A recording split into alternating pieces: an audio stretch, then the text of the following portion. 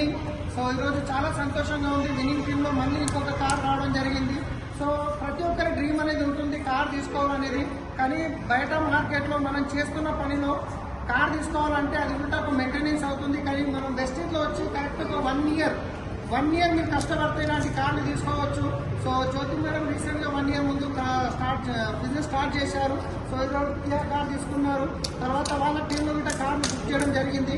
So ఈ car ఎక్కడికి వచ్చిందో తెలుసా? సో బయట మనం టీవీలో చూస్తుంటాం, మీ పేస్ట్ లో ఉప్పు ఉంది, మీ పేస్ట్ లో ఉప్పు ఉందా, మీ పేస్ట్ లో బొగ్గు ఉందా అంటారు. వేసాను.